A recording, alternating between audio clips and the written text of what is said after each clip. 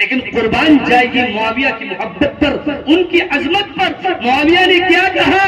معاویہ نے خط لکھا، اے رومی کتے، اگر تم نے ہمارے اختلاف سے فائدہ اٹھانے کی کوشش کی اور حضرت علی پر حملہ کرنے کا ارادہ کیا تو علی کی طرف سے سب سے پہلا سپاہی جو تیرے مقابلے میں آئے گا وہ معاویہ۔ الحمدللہ نحمدہ ونستعینہ ونستغفرہ ونؤمن بہ ونتوکل علیہ ونعوذ باللہ من شرور انفسنا ومن سیئات اعمالنا من يهده الله فلا مضل له ومن يضلله فلا هادي له ونشهد أن لا إله إلا الله وحده لا شريك له ونشهد أن سيدنا ومولانا محمدا عبده ورسوله صلى الله تعالى عليه وعلى آله وأصحابه وبارك وسلم تسليما كثيرا كثيرا. أما بعد فأعوذ بالله من الشيطان الرجيم. بسم الله الرحمن الرحيم. أولئك الذين امتحن الله قلوبهم للتقوى لهم مغفرة وأجر عظيم. وقال النبي صلى الله عليه وسلم أول جيش من أمتي يغزون البحر قد أوجبوا أو كما قال عليه الصلاة والسلام. اسٹیج پر جلوہ فروز علماء کرام، مہمانان اعظام، محترم بزرگوں اور دوستوں اور پردہ نشی خواتین اسلام، نئے اسلامی سال 1445 کا آغاز ہو چکا ہے اور آپ حضرات ہر سال محرم الحرام کے مہینے میں شہدائے اسلام کے نام سے منعقد ہونے والے اس عظیم الشان پروگرام کے آج دوسرے دن میں شرکت کر رہے ہیں. مجھے تو اچانک خبر ملی کہ یہ پروگرام ہو رہا ہے، ورنہ پہلے سے تو یہ خبر گشت کر رہی تھی کہ یہ پروگرام کینسل ہو گیا. بہت دکھ ہوتا اگر یہ پروگرام کینسل ہو جاتا، کیونکہ اللہ تبارک و تعالیٰ نے اس اجلاس کے ذریعے بہرائچ میں اور بہرائچ کے اطراف میں جو فیوض اور برکات ظاہر فرمائے ہیں، اس اجلاس کے ذریعے سے جو لوگوں کے عقیدوں کی اور اعمال کی اصلاح ہوئی ہے وہ ناقابل بیان ہے. بہت عظیم الشان کامیابی اللہ تبارک و تعالیٰ نے اس جلسے سے عطا فرمائی ہے. میں تو منتظمین اجلاس کو خصوصاً قسیم بھائی، حافظ مختار صاحب، میرے بڑے بھائی عبدالحسیب خان صاحب، حافظ قاسم صاحب اور جو حضرات اس اجلاس کے انعقاد میں حصہ لیتے ہیں، کوشش کرتے ہیں، ان سب کو مبارکباد پیش کرتا ہوں اور اللہ تبارک و تعالیٰ سے دعا کرتا ہوں کہ اللہ تعالیٰ ان کے حوصلوں میں، ان کی ہمت میں اضافہ فرمائے اور ان کے معاونین جو جس درجے میں بھی ان کی معاونت کرتے ہوں، مدد کرتے ہوں، اللہ انہیں بھی بہترین بدلہ عطا فرمائے. یہ شہداء اسلام کے جلسے کوئی رسمی طور پر جلسے نہیں ہیں کہ ہم یہاں آئے، بیٹھ گئے، سن لیا اور چلے گئے. ان جلسوں سے عقیدوں کی اصلاح ہوتی ہے کہ ہمیں اپنا عقیدہ اللہ کے بارے میں کیا رکھنا ہے، اللہ کے رسول صلی اللہ علیہ وسلم کے بارے میں ہمارا کیا عقیدہ ہونا چاہیے، اور اللہ کے رسول صلی اللہ علیہ وسلم کے جانثار صحابہ کے بارے میں ہمارا کیا عقیدہ ہونا چاہیے. اس جلسے سے دلائل کے ساتھ قرآن و حدیث کی روشنی میں اس بات کو علماء کرام، خطبہ، مقررین جو بھی آئیں گے وہ آپ کے سامنے واضح کریں گے. میں بھی آپ کے سامنے آ کر کے بیٹھ گیا، مجھے حکم ہوا اللہ تبارک و تعالیٰ سے دعا کرے کہ مجھ سے کچھ ایسی بات کہلا لے جو میرے لیے بھی مفید ہو اور آپ کے لیے بھی مفید ہو. میرے بھائیوں، یہ جلسہ جو شہداء اسلام کے عنوان سے منعقد کیا گیا ہے، جب ہم تاریخ اسلام کا مطالعہ کرتے ہیں تو ہمیں پتہ چلتا ہے کہ اسلام کے لیے سب سے پہلے اپنی جان کا نذرانہ پیش کرنے والے اگر کوئی ہیں تو حضرت محمد صلی اللہ علیہ وسلم کے جانثار صحابہ ہیں۔ سب سے پہلے انہوں نے اسلام کی آبیاری کے لیے، اسلام کی بقا و تحفظ کے لیے حضرت محمد صلی اللہ علیہ وسلم کے دین کو اور آپ کے مشن کو آگے بڑھانے کے لیے اپنی جان کی بھی قربانی دی ہے اور اپنے مال کی بھی قربانی دی ہے۔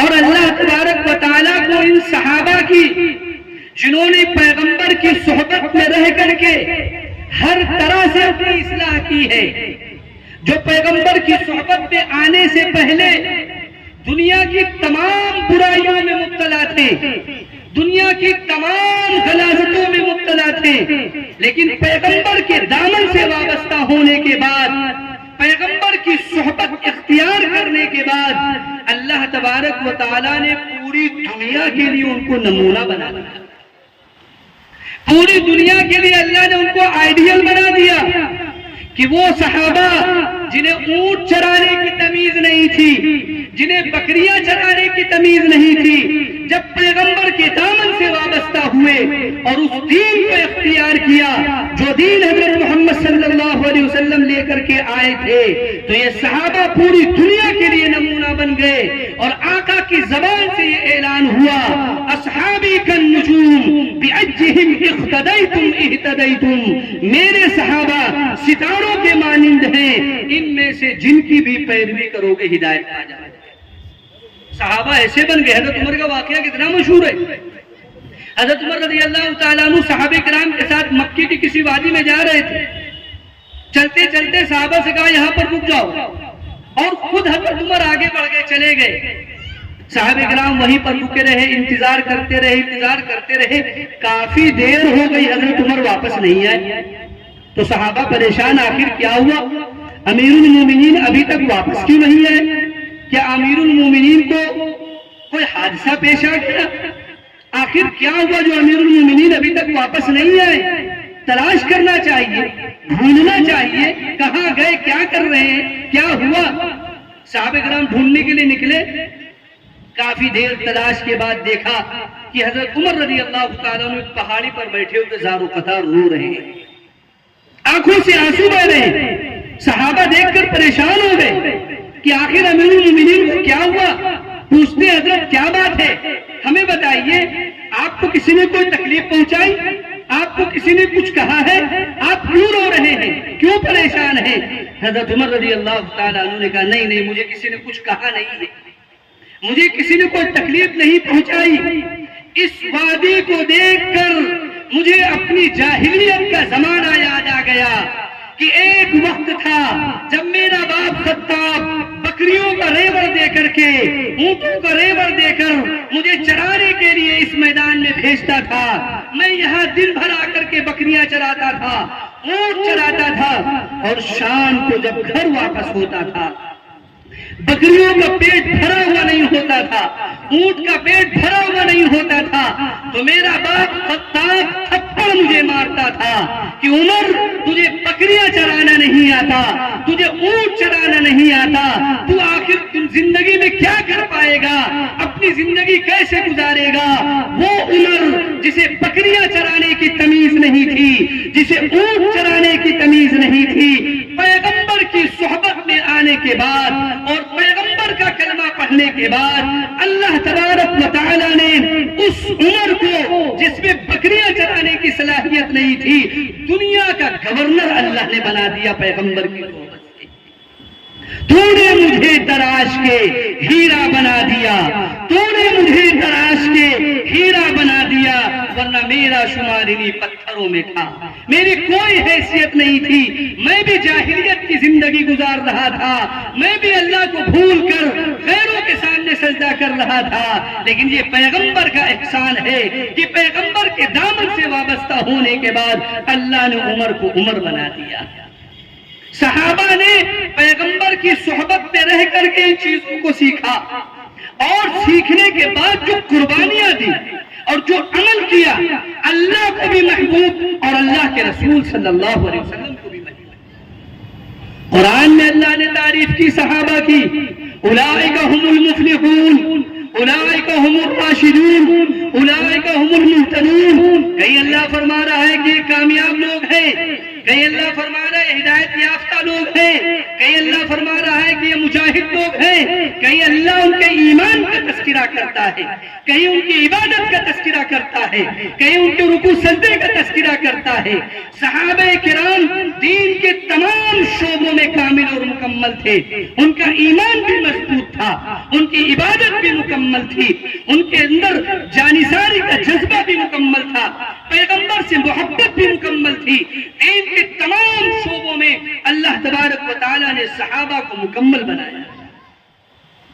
تمام کے تمام صحابہ اللہ کے نزدیک محبوب اور پسندیدہ، اور آقا صلی اللہ علیہ وسلم نے فرمایا الصحابۃ کلھم عدول، سارے کے سارے صحابہ عادل ہیں، سارے کے سارے صحابہ ثقہ ہیں، چاہے ادنا درجے کا صحابی ہو چاہے اونچے درجے کا صحابی ہو، جس نے پیغمبر کے ساتھ ایمان کی حالت میں ایک لمحے کی صحبت اٹھا لی ہے، بعد میں آنے والا بڑا سے بڑا بزرگ، بڑا سے بڑا ولی بھی اس ادنا درجے کے صحابی۔ شریف پڑھ لیجیے، اللہم صلی علی سیدنا مولانا محمد وعلی آل سیدنا ومولانا محمد وبارک وسلم۔ میں یہ عرض کر رہا تھا کہ پیغمبر کے ساتھ تھوڑی دیر کی صحبت بھی بہت عظیم چیز ہے۔ جس کو پیغمبر کے ساتھ ایمان کی حالت میں تھوڑی دیر رہنا نصیب ہو گیا اور ایمان ہی پر بعد میں اس کا انتقال ہوا، تو اللہ تبارک و تعالیٰ کے نزدیک اس کا مرتبہ اتنا بلند ہے کہ بعد میں آنے والا کوئی ولی، بعد میں آنے والا کوئی شہید، بعد میں آنے والا کوئی بزرگ اس ادنا درجے کے صحابی کے برابر نہیں ہو سکتا۔ پیغمبر کی صحبت بہت بڑی چیز ہے اور اس کا تعلق ہمارے عقیدے سے ہے۔ یہ ہمارا عقیدہ ہونا چاہیے کہ صحابی وہ ہے جس نے ایمان کی حالت میں پیغمبر سے ملاقات کی ہو اور ایمان ہی پر اس کا انتقال ہوا ہو، اور جس نے تھوڑی دیر کے لیے بھی پیغمبر کی صحبت اٹھا لی ایمان کی حالت میں، بعد میں آنے والا بڑے سے بڑا بزرگ بھی اس کے برابر نہیں ہو سکتا۔ پھر ان صحابہ کرام میں فرق مراتب ہے۔ حضرت صدیق اکبر کا مرتبہ سب سے اونچا، اس کے بعد حضرت عمر فاروق کا مرتبہ، اس کے بعد حضرت عثمان غنی کا مرتبہ، اس کے بعد حضرت علی رضی اللہ تعالی عنہ کا مرتبہ۔ یہ چار صحابہ کرام تمام صحابہ میں سب سے بڑے درجے کے ہیں، سب سے اونچے درجے کے صحابی ہیں۔ لیکن آقا صلی اللہ علیہ وسلم نے بلا کسی تفریق کے اور بلا کسی تخصیص کے اپنی زبان مبارک سے یہ اعلان کیا ہے، اذا رأيتم الذين يسبون اصحابی فقولوا لعنت اللہ علی شرکم، کہ جب تم ان لوگوں کو دیکھو جو میرے صحابہ کو برا بھلا کہہ رہے ہوں، میرے صحابہ کی شان میں گستاخی کر رہے ہوں، تو تم کہنا اللہ کی لعنت ہو تمہاری شرارت پر، تمہارے بدترین عمل پر۔ کوئی ادنا درجے کی صحابی کی شان میں گستاخی کرے وہ بھی مجرم، کوئی بڑے صحابی کی شان میں گستاخی کرے وہ بھی مجرم۔ آپ کے سامنے خلفائے راشدین کا تذکرہ بڑی تفصیل سے ہوتا ہے، بار بار تذکرہ ہوتا ہے، اور اہل السنہ والجماعہ کے عقیدے کے مطابق سارے صحابہ سے محبت کرنا ہمارے ایمان کا حصہ ہے۔ اگر ہمارے دل میں کسی ایک صحابی کے متعلق نعوذ باللہ بدگمانی پیدا ہو گئی، ہمارے دل میں کسی ایک صحابی کے کردار کے متعلق شک و شبہ پیدا ہو گیا، تو ہمارے ایمان کے لیے وہ چیز بڑی خطرناک ہوگی۔ اس لیے صحابہ کا تذکرہ جب بھی ہو پیار و محبت کے ساتھ ہو، عظمت کے ساتھ ہو، ہر صحابی کی عظمت ہمارے دل میں ہونی چاہیے۔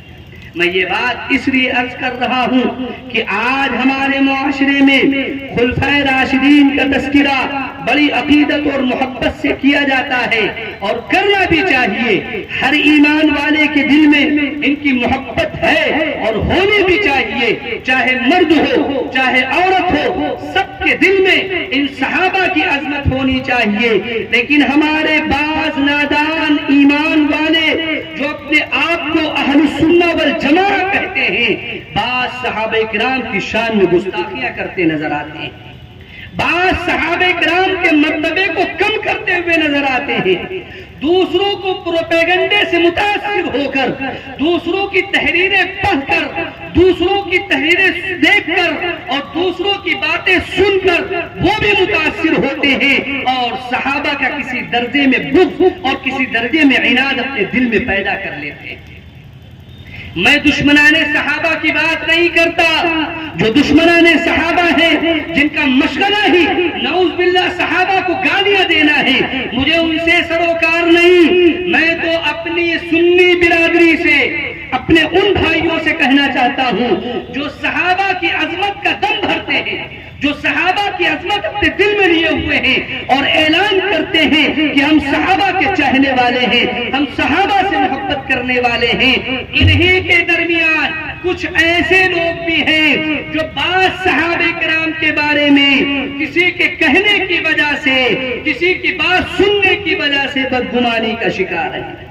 ہمیں اپنی بدگمانی ختم کرنا ہے، اپنے دل کے شکوک و شبہات ان صحابہ کے بارے میں ختم کرنا ہے۔ ان صحابہ میں سے ایک صحابی حضرت معاویہ رضی اللہ تعالیٰ عنہ تھے۔ حضرت معاویہ رضی اللہ تعالیٰ عنہ کے عظیم الشان کارناموں کو، ان کے عظیم الشان کردار کو اور پاکیزہ کردار کو نظروں سے اوجھل کر کے، پردہ ڈال کر کے ان کے اوپر کیچڑ اچھالا جاتا ہے اور ان کے اوپر اعتراضات کیے جاتے ہیں اور ان کی شان میں گستاخیاں کی جاتی ہیں۔ غیروں سے کوئی شکوہ نہیں، بعض سنی مسلمان جو اپنے آپ کو صحابہ کا محب کہتے ہیں، صحابہ سے محبت کرنے والا کہتے ہیں، ان لوگوں کی زبان پر حضرت معاویہ کا نام اس طرح سے آتا ہے جیسے کسی معمولی آدمی کا نام لے رہے ہیں، جیسے کسی عام آدمی کا نام لے رہے ہوں، کوئی حیثیت ہی نہیں۔ کہتے معاویہ نے تو علی کے ہاتھ پر بیعت نہیں کی تھی، اس طرح سے کہ معاویہ تو وہ ہیں جنہوں نے حضرت علی سے اختلاف کیا تھا، حضرت علی کی خلافت کو تسلیم نہیں کیا تھا، حضرت علی سے جنگ کی تھی، اس لیے معاویہ کی ہم عزت نہیں کرتے نعوذ باللہ، معاویہ کو ہم اچھا نہیں سمجھتے نعوذ باللہ۔ آج اس بات کو اچھی طرح سمجھ لیجئے، سب سے پہلے ہمیں تو صحابہ کے جھگڑوں اور ان کی لڑائیوں کے بارے میں لب کشائی کی اجازت نہیں ہے۔ صحابہ میں آپس میں جو لڑائی جھگڑے ہوئے، جو اختلافات ہوئے، ان اختلافات کی وجہ سے کسی صحابی کا مرتبہ کم نہیں ہو جائے گا، کسی صحابی کی شان میں گستاخی کرنا جائز نہیں ہو جائے گا۔ صحابہ میں جو بھی اختلافات ہوئے، ان اختلافات کے بارے میں ہمیں خاموشی اختیار کرنی ہے۔ ہمیں کوئی حق نہیں پہنچتا کہ ہم کسی کو صحیح کہیں یا کسی کو غلط کہیں۔ جہاں تک حضرت علی رضی اللہ تعالیٰ عنہ اور حضرت معاویہ رضی اللہ تعالیٰ عنہ کی جنگ کا معاملہ ہے اور حضرت معاویہ کا حضرت علی کی ہاتھ پر بیعت نہ کرنے کا معاملہ ہے، اس سلسلے میں اہل سنت والجماعت کا متفقہ فیصلہ یہ ہے کہ حضرت علی حق پر تھے اور حضرت معاویہ سے اجتہادی خطا ہوئی۔ اجتہادی خطا ہوئی، اجتہادی خطا کا مطلب یہ ہوتا ہے کہ اگر آدمی صحیح اجتہاد کر لے، اجتہاد کا مطلب ہوتا ہے کہ آدمی اپنی عقل سے قرآن و حدیث میں غور کر کے کوئی مسئلہ نکالے، کسی مسئلے کا استنباط کرے، اگر وہ صحیح مسئلہ ہو گیا تو اسے دو ثواب ملتے ہیں، ایک اجتہاد کرنے کا اور ایک درستگی تک پہنچنے کا۔ لیکن اگر کوئی آدمی اجتہاد کرتا ہے اور اجتہاد کرنے کی وجہ سے غلطی ہو جاتی ہے، تب بھی اسے ایک ثواب ملتا ہے اجتہاد کرنے کا اور غلطی ہو جانے پر کوئی گناہ نہیں لکھا جاتا ہے۔ حضرت معاویہ رضی اللہ تعالیٰ عنہ سے اجتہادی خطا ہوئی تھی، اس لیے علماء اہل سنت والجماعت کے نزدیک کوئی کسی پر الزام نہیں دے سکتا، کوئی کسی پر الزام نہیں دے سکتا، اور دنیا کے کسی انسان کی بات تو بہت دور کی بات ہے، خود حضرت علی رضی اللہ تعالیٰ عنہ کی سوانح آپ پڑھیے، ان کی قول سنیے، ان کی باتیں سنیے۔ حضرت علی خود فرماتے تھے قتلانا وقتل معاویہ فی الجنہ، میری طرف سے جو لوگ لڑنے والے ہیں اور شہید ہو گئے ہیں وہ بھی جنتی ہیں، اور جو معاویہ کی طرف سے لڑنے والے ہیں وہ شہید ہو گئے ہیں وہ بھی جنتی ہیں۔ یہ حضرت علی فرما رہے ہیں حضرت معاویہ کے مقتولین کے بارے میں، قتلانا و قتلایا معاویہ فی الجنہ، میرے مقتول اور معاویہ کے مقتول دونوں جنتی ہیں۔ تو اب بتائیے کیا ہمیں کوئی حق پہنچتا ہے کہ ہم اس ایک چیز کو بہانہ بنا کر کے نعوذ باللہ حضرت معاویہ کی شان میں گستاخی کریں؟ جب اس شخصیت نے جس سے جنگ ہو رہی تھی، جس سے اختلاف ہو رہا تھا، جن کے ہاتھ پر بیعت لوگوں نے حضرت معاویہ نے نہیں کی، جب انہوں نے حضرت معاویہ کی شان میں گستاخی نہیں کی، انہوں نے حضرت معاویہ کو کچھ نہیں کہا، تو ہم کون ہوتے حضرت معاویہ کی شان میں گستاخی کرنے والے؟ کیا نعوذ باللہ حضرت علی سے بڑے ہو گئے ہم؟ کیا حضرت علی کے ہم زیادہ چاہنے والے ہو گئے؟ ان کی مخالفت کر کے زیادہ چاہنے والے ہو جائیں گے؟ نہیں نہیں، کبھی نہیں، قطعاً نہیں۔ حضرت علی رضی اللہ تعالیٰ عنہ کے سامنے جب بھی حضرت معاویہ کا تذکرہ وہ خود کرتے تھے تو خیر کے ساتھ کرتے تھے، اور حضرت امیر معاویہ تذکرہ کرتے تھے تو حضرت علی کا خیر کے ساتھ تذکرہ کرتے تھے۔ کیا معلوم ہے ہمیں؟ ہم تو دشمنان صحابہ کی باتیں سن کر کے متاثر ہو گئے اور انہی کی بات کہنے لگے۔ سنیے معاویہ کون ہے؟ معاویہ علی کے چاہنے والے ہیں۔ روم کے کسی حصے میں رومیوں کی حکومت تھی، وہ فتح نہیں ہوا تھا۔ جب وہاں کے بادشاہ نے دیکھا کہ حضرت علی اور معاویہ کے درمیان اختلاف چل رہا ہے تو اس نے سوچا کہ مسلمانوں کے اس اختلاف سے ہمیں فائدہ اٹھانا چاہیے۔ اس نے حضرت معاویہ کو خط لکھا کہ ہم تمہارے ساتھ ہیں، حضرت علی سے تم جنگ کرو، ہم تمہارا ساتھ دیں گے اور تمہارے ساتھ مل کر کے علی کے خلاف جنگ کریں گے۔ اگر ہمارے جیسے لوگ ہوتے، آج کے مسلمانوں کی طرح ہوتے، تو کہتے ہمارا ایک حمایتی مل گیا، ہمیں قوت مل گئی، ہمیں طاقت مل گئی، ہم اس کے ساتھ مل کر کے حضرت علی سے مقابلہ کریں گے۔ لیکن قربان جائے گی معاویہ کی محبت پر، ان کی عظمت پر۔ معاویہ نے کیا کہا؟ معاویہ نے خط لکھا، اے رومی کتے، اگر تم نے ہمارے اختلاف سے فائدہ اٹھانے کی کوشش کی اور حضرت علی پر حملہ کرنے کا ارادہ کیا تو علی کی طرف سے سب سے پہلا سپاہی جو تیرے مقابلے میں آئے گا وہ معاویہ۔ یہ ہے معاویہ، علی سے محبت کرنے والے۔ دنیا نے کچھ اور تصویر پیش کی ہے، دنیا نے تو کچھ اور بتلایا ہے، جس کی وجہ سے سنی مسلمانوں کے دلوں میں حضرت معاویہ کے خلاف بغض اور اناد پیدا ہو گیا ہے۔ آپ اندازہ لگائیے ہم کہاں تک اپنی لا علمی کی وجہ سے، دوسروں کی کہا سنی کی وجہ سے صحابہ کی شان میں کہاں تک ہم گستاخیاں کر رہے ہیں۔ خود مجھ سے ایک آدمی نے میری مسجد میں، کالی مسجد ناظر پورا، میں نماز پڑھا امام ہوا، میں جمعہ کے نظر معاویہ کے فضائل بیان کر رہا تھا، بیان کے درمیان ایک شخص کھڑا ہوتا ہے اور برسر عام ٹوکتا ہے اور کہتا ہے معاویہ وہ نہیں ہے جنہوں نے علی کی خلاف ورزی کی تھی، علی کے خلافت پر بیعت نہیں کی تھی، علی سے جنگ کی تھی، آپ معاویہ کی فضیلت بیان کر رہے ہیں۔ یہ ایک اپنے آپ کو سنی کہنے والا مسلمان کہتا ہے، میں دشمنان صحابہ کی بات نہیں کرتا، اور وہ تو ایک آدمی تھا، اس جیسے پتہ نہیں کتنے لوگ ہوں گے جنہوں نے حضرت معاویہ کے بارے میں اس طرح کا تاثر اپنے دل میں پیدا کیا ہوگا۔ اس لیے آج کی اس مجلس میں میں حضرت معاویہ ہی کے فضائل، ان کے کارنامے، ان کا کردار، نبی سے محبت، نبی سے جانثاری اور اسلام کے لیے جو قربانیاں انہوں نے دی ہے، مختصر وقت میں جو مجھے دیا گیا ہے میں اس کو انشاءاللہ بیان کرنے کی کوشش کروں گا۔ حضرت معاویہ کون ہے؟ حضرت معاویہ پیغمبر علیہ السلام کے رشتے میں نسبتی بھائی ہیں، صالح ہیں، حضرت ام حبیبہ کے بھائی ہیں، اور حضرت معاویہ رضی اللہ تعالیٰ عنہ نے فتح مکہ کے وقت اپنے اسلام کا اعلان کیا ہے، ایمان قبول کر لیا تھا صلح حدیبیہ کے بعد ہی، لیکن کسی مصلحت کی وجہ سے اپنے ایمان کا اعلان دیر میں کیا ہے۔ لیکن قربان جائیے حضرت محمد صلی اللہ علیہ وسلم کی محبت پر جس دن سے حضرت معاویہ نے ایمان قبول کیا، آقا صلی اللہ علیہ وسلم نے اپنی خدمت میں رکھا، آقا نے اپنی خدمت میں رکھا، اور اتنا اہم فریضہ ان کے سپرد کیا کہ آقا نے ان کو کاتب وحی بنایا، قرآن قرآن جو نازل ہوتا تھا، اللہ کے احکامات جو آتے تھے، حضرت معاویہ رضی اللہ تعالیٰ عنہ اس کو لکھتے تھے۔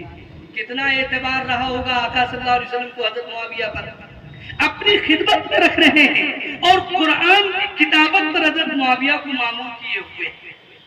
حضرت معاویہ رضی اللہ تعالیٰ عنہ آقا صلی اللہ علیہ وسلم جب تک زندہ رہے، آپ کی حیات مبارکہ تک آپ کے ساتھ رہے، اور آپ کی وفات کے بعد حضرت ابوبکر صدیق رضی اللہ تعالیٰ عنہ کے بھی آپ چہیتے رہے، حضرت ابوبکر کے بعد حضرت عمر کے بھی آپ چہیتے رہے، اور حضرت عمر رضی اللہ تعالیٰ عنہ نے تو آپ کے بھائی یزید بن ابی سفیان رضی اللہ تعالیٰ عنہ، ایک یزید تو وہ جو معاویہ رضی اللہ تعالیٰ عنہ کے بیٹے، اور ایک یزید ابو سفیان کے بیٹے ہیں، حضرت معاویہ کے بھائی ہیں، صحابی ہیں، ان کو شام کا گورنر حضرت عمر رضی اللہ تعالیٰ عنہ نے بنایا تھا۔ ان کی وفات کے بعد حضرت عمر نے حضرت معاویہ کو شام کا گورنر بنا کر کے بھیجا۔ اور کیا فرماتے ہیں حضرت عمر؟ حضرت عمر مسلمانوں سے کہتے ہیں، اے لوگوں، تم قیصر و کسریٰ اور ان کی سیاست کی تعریف کرتے ہو، جبکہ تمہارے درمیان معاویہ موجود ہے، تمہارے درمیان معاویہ موجود ہے، تم قیصر و کسریٰ کی تعریف کرتے ہو۔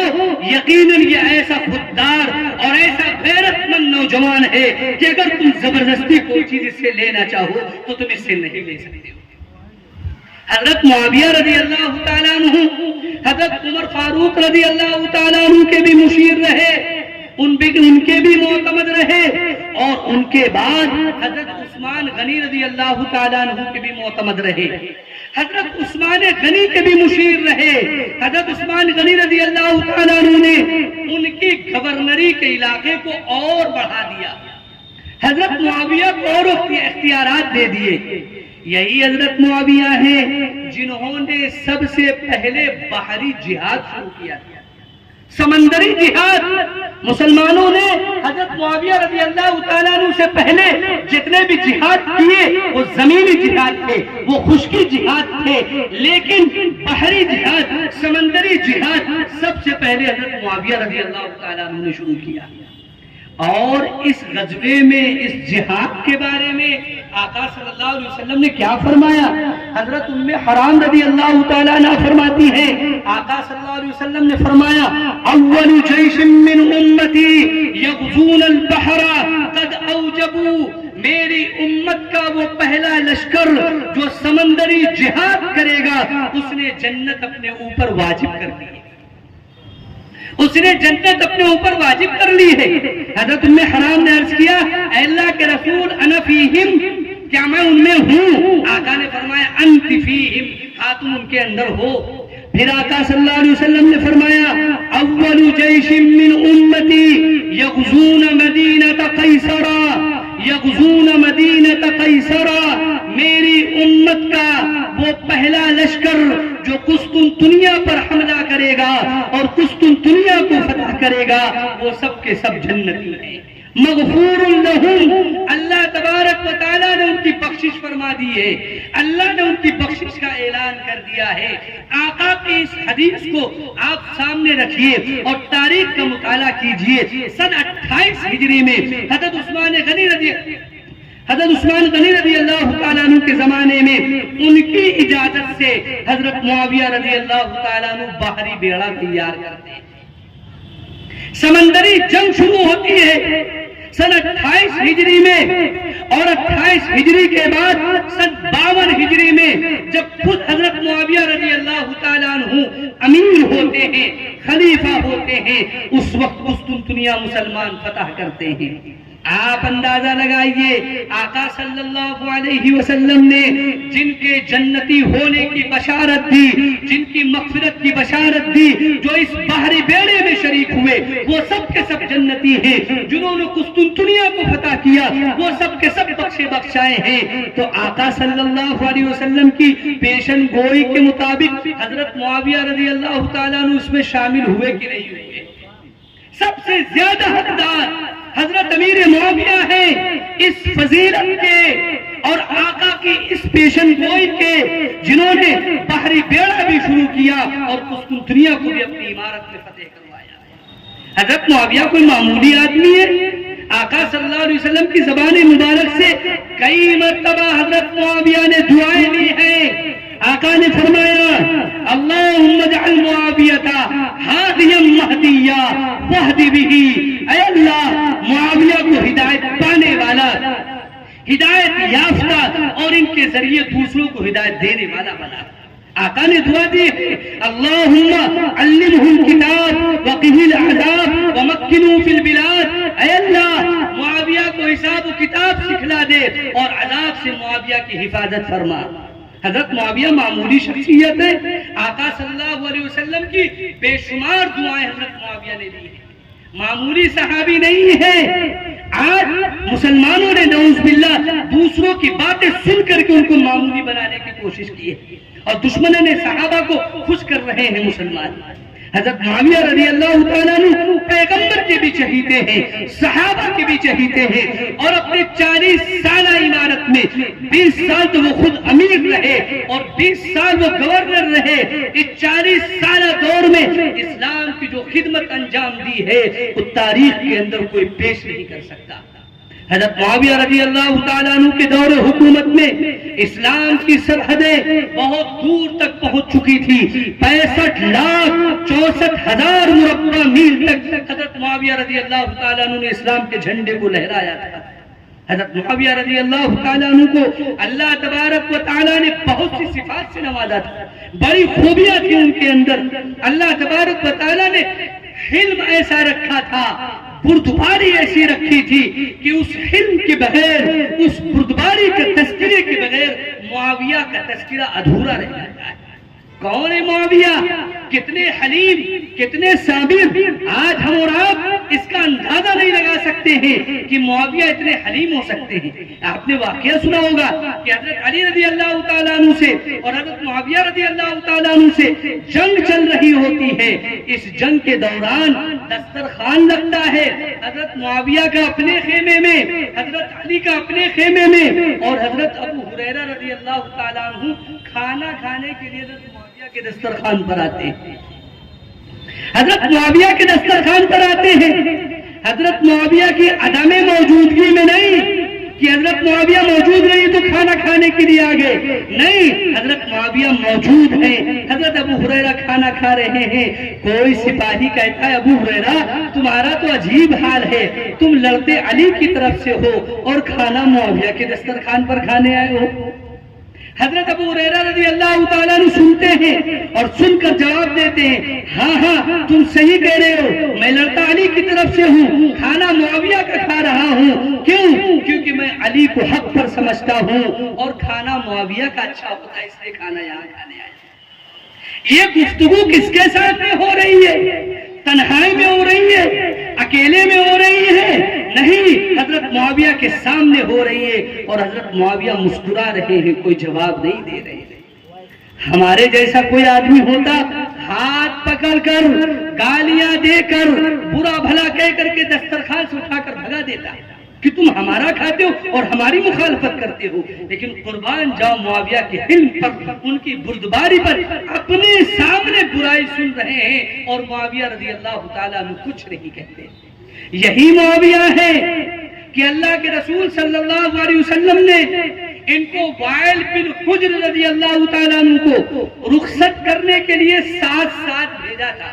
ایک صحابی ہے وائل بن حجر رضی اللہ تعالیٰ عنہ، شہزادے ہیں، اپنے قبیلے کے بادشاہ کے لڑکے ہیں، اسلام قبول کیا ہے، آقا کی خدمت میں آئے ہیں، اسلام سیکھا ہے اور اسلام سیکھنے کے بعد جا رہے ہیں۔ کسی ضرورت سے آقا صلی اللہ علیہ وسلم نے حضرت معاویہ کو ان کے ساتھ لگا دیا کہ تم ان کے ساتھ جاؤ۔ جانے کا انداز یہ ہے کہ حضرت وائل بن حجر سواری پر سوار ہیں اور حضرت معاویہ پیدل چل رہے ہیں۔ حضرت معاویہ پیدل چل رہے ہیں، عرب کی وہ دھوپ، وہ ریتیلی زمین، چلتے چلتے حضرت معاویہ رضی اللہ تعالیٰ عنہ کے پیر جلنے لگے، تکلیف ہونے لگی۔ حضرت معاویہ نے کہا کہ آپ اپنے ساتھ مجھے بھی سواری پر سوار کر لیجیے، اپنے ساتھ بٹھا لیجیے۔ اسلام تو قبول کر لیا تھا، نئے نئے مسلمان تھے، لیکن شہزادے ہونے کا زوم اور شہزادے کا جو غرور تھا وہ ابھی ذہن سے نکلا نہیں تھا۔ تو وائل بن حجر کہنے لگے کہ تم میرے ساتھ سواری پر بیٹھنے کے لائق نہیں ہو، میں تمہیں سواری پر نہیں بیٹھا سکتا، جس طرح چل رہے ہو بس چلتے رہو۔ حضرت معاویہ نے کہا کہ اچھا ٹھیک ہے، سواری پر نہ بیٹھائیے تو کم از کم اپنے جوتے مجھے دے دیجئے، میں جوتے پہن لوں، میرے پیروں میں بڑی تکلیف ہو رہی ہے، پیر جل رہے ہیں۔ تو حضرت وائل بن حجر رضی اللہ تعالیٰ عنہ نے جواب دیا، تمہارے لیے میری سواری کا سایہ ہی کافی ہے، تمہیں میں اپنے جوتے نہیں دے سکتا۔ قربان جائیے معاویہ کے علم پر، یہ کوئی عام آدمی نہیں تھے، حضرت ابو سفیان کے بیٹے تھے، اور ابو سفیان مکے کے سردار تھے، کوئی معمولی آدمی نہیں تھے، لیکن حضرت معاویہ چپ چاپ صبر کے ساتھ چلتے رہے اور اپنا سفر پورا کیا۔ سفر پورا کرنے کے بعد واپس آئے، نبی کا زمانہ گزرا، ابو بکر، عمر، عثمان و علی رضوان اللہ علیہم اجمعین، ان سب کا زمانہ گزرا۔ حضرت معاویہ رضی اللہ تعالیٰ عنہ جب امیر ہو گئے، خلیفہ ہو گئے، شام میں اپنے تخت پر بیٹھے ہوئے ہیں، یہی وائل بن حجر رضی اللہ تعالیٰ عنہ جنہوں نے اپنے ساتھ حضرت معاویہ کو سواری پر بیٹھانا دور کی بات، اپنے جوتے نہیں دیے تھے، اپنی ضرورت لے کر کے بادشاہ کی خدمت میں، امیر کی خدمت میں حاضر ہوتے ہیں۔ حضرت معاویہ کی نظر ان کے اوپر پڑتی ہے، وہ سارا نقشہ معاویہ کے سامنے آ جاتا ہے، وہ ساری تصویر معاویہ کے سامنے آ جاتی ہے، لیکن قربان جائیے عفو درگزر پر، قربان جائیے ان کے اخلاق پر، قربان جائیے ان کے حلم و بردباری پر، ان کو عزت سے بٹھاتے ہیں، ان کی ضرورت سنتے ہیں، ان کی ضرورت پوری کرتے ہیں، اور ایک جملہ اپنی زبان پر اس واقعے کا نہیں لے کر کے آتے۔ کون اتنا وسیع الظرف ہو سکتا ہے؟ کس کے اندر اتنی ہمت ہے کہ حضرت معاویہ رضی اللہ تعالیٰ عنہ جیسا حلم اور بردباری پیش کرے؟ یہ ہے معاویہ۔ آج لوگ ان کو برا بھلا کہہ رہے ہیں، ان کی شان میں گستاخیاں کر رہے ہیں۔ آپ اس شہدائے اسلام کے جلسے میں آئے ہیں، مجھے باتیں اور بھی کہنی تھی لیکن میرا وقت ختم ہو چکا ہے، اس لیے میں خلاصے کی بات آپ کو بتاتا ہوں۔ اگر آج آپ نے اس جلسے سے صرف یہی ایک بات اپنے دل میں بٹھا لی کہ معاویہ رضی اللہ تعالیٰ عنہ کی صحابہ کی طرح عزت کریں گے، اور اگر کوئی معاویہ کی برائی کرے گا، معاویہ کو برا بھلا کہے گا، تو اس کے سامنے کہیں گے کہ اللہ کی لعنت ہو تیرے اس برے عمل پر، اللہ کے رسول نے منع فرمایا ہے کہ میرے کسی صحابی کو برا بھلا کہتے ہوئے کسی کو دیکھو تو کہو کہ اللہ کی لعنت ہو اس کے اوپر۔ آج آپ اپنے دل میں یہ عزم کیجئے کہ خود بھی معاویہ کی محبت اپنے دل میں پیدا کریں گے، اور دشمنان صحابہ کا منہ کالا کریں گے، اور تبلیغ کریں گے، بتائیں گے لوگوں کو کہ آپ غلط فہمی کا شکار مت ہوئیے، صحابہ کے بارے میں شکوک و شبہات اپنے دل میں مت پیدا کیجئے، اور عزم کیجئے کہ آج سے مسلمانوں کے ہر گھر میں حضرت معاویہ کا نام رکھا جائے گا۔ بعض لوگ اس وجہ سے معاویہ کا رضی اللہ تعالیٰ عنہ کا نام نہیں رکھتے۔ حضرت معاویہ ہر گھر میں ہونے چاہیے۔ اپنی اولاد کا نام رکھیے معاویہ، اگر اولاد کا نہیں رکھ سکے اپنے پوتوں نواسوں کا معاویہ نام رکھیے، اور دنیا کو پیغام دیجئے یہ اہل السنہ والجماعہ، یہ سنی لوگ حضرت معاویہ رضی اللہ تعالیٰ عنہ سے محبت کرنے والے ہیں۔ جو لوگ غلط باتیں کہہ کر کے یزید کے جھگڑے کی وجہ سے نعوذ باللہ حضرت معاویہ کی شان میں گستاخی کرتے ہیں، وہ غلطی پر ہیں، کل قیامت کے دن اللہ کی بارگاہ میں ان کو جواب دینا ہوگا۔ اس لیے ہر گھر میں حضرت معاویہ رضی اللہ تعالیٰ عنہ کے ہم نام کوئی نہ کوئی ہونا چاہیے۔ مسلمانوں عزم کرو کہ انشاءاللہ حضرت معاویہ کی محبت کا پورا ثبوت پیش کریں گے، ہر صحابی کی طرح حضرت معاویہ رضی اللہ تعالیٰ عنہ کی عزت کریں گے، عظمت کے ساتھ زندگی گزاریں گے، اور حضرت محمد صلی اللہ علیہ وسلم کے فرامین پر عمل کریں گے انشاءاللہ۔ اللہ تبارک و تعالی مجھے بھی اور آپ تمام حضرات کو کہنے سننے سے زیادہ عمل کی توفیق عطا فرمائیں۔ وآخر دعوانا ان الحمد للہ رب العالمین۔